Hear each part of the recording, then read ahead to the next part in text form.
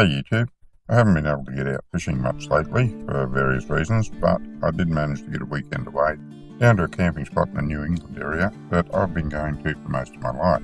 When I was a young fella, there used to be plenty of rabbits down there, no trouble at all getting a couple of weeks supply of rabbits, raising them, bringing them back home.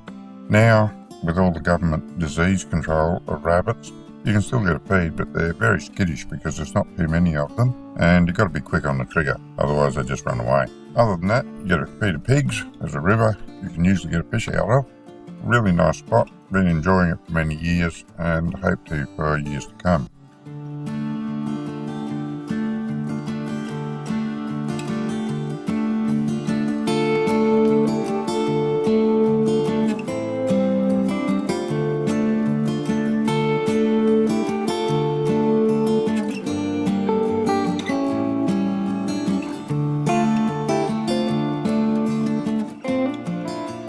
Now, unless you've had your head stuck in the sand or stuck somewhere else where there's even less light, you'll know that there's been a drought going on along the east of Australia. For the last few years, we've been seeing the effects of that as we go down here. If you look around here, you can see the dirt through the grass, and that was never the case. This grass was always at least knee-high, and in places often higher.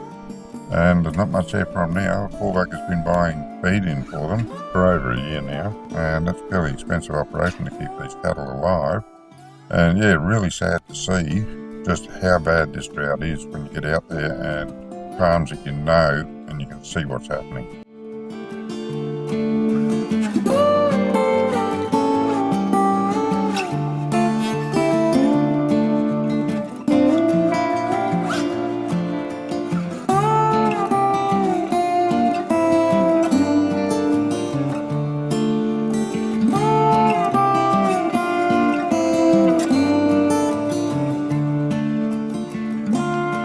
I don't see much in the mainstream media about this anymore. Even Facebook's not covering as much delivering hay to the farmers as it was a few months ago. But guys, this is still happening. So if you can spare a little bit to help the farmers, buy some hay for them, please consider doing so.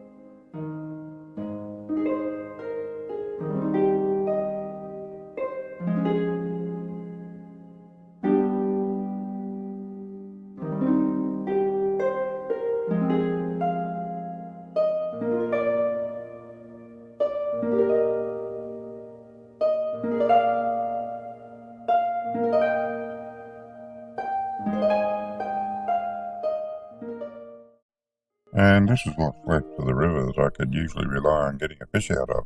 Along this stretch, it's hard to tell from looking at it in the video here, but this used to be 6 to 8 feet deep. You couldn't walk across it. You could swim across it, but you couldn't walk across it here.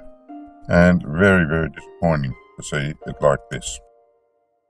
The few puddles that are left in these deeper crevices in the rocks are the result of the little bit of rain that they have been getting.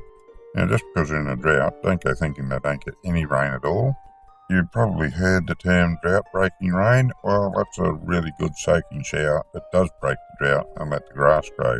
What these guys are getting is just little light showers, very misty showers from the ones that I've seen when I've been down here during the drought. Just enough to sort of damp the ground, not enough to penetrate at all into the dirt, and not enough to promote any grass growth. But it is enough to leave its mark in these rock crevices. Now, I was going to throw a line in the billabong that's just a little bit further down. There's some water left in that, and whatever fish are around are going to be living there. But went down there and had a look and spotted this fellow. Now, this is his home, this is his hunting ground.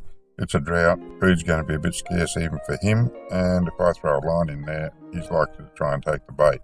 Now, a couple of things about that.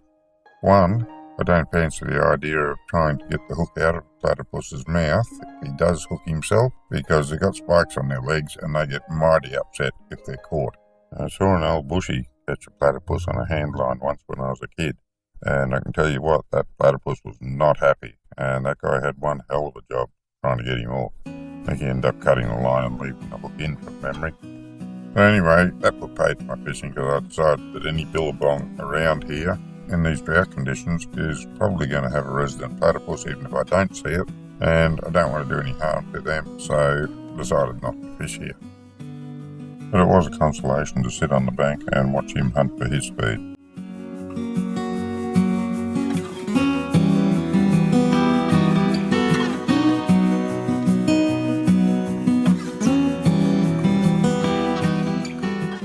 This cactus here is about the only thing I can see that seems to be growing quite well.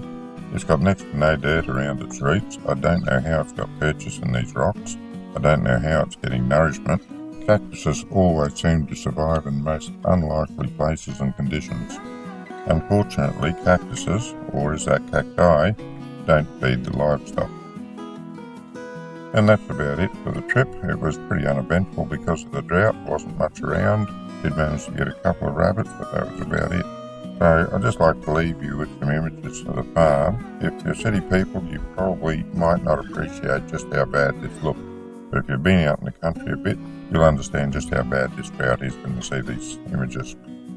Whenever we drive through a paddock with some cows in it, they all follow the four-wheel drive, hoping that we've got some feed we're going to dump off the back for them.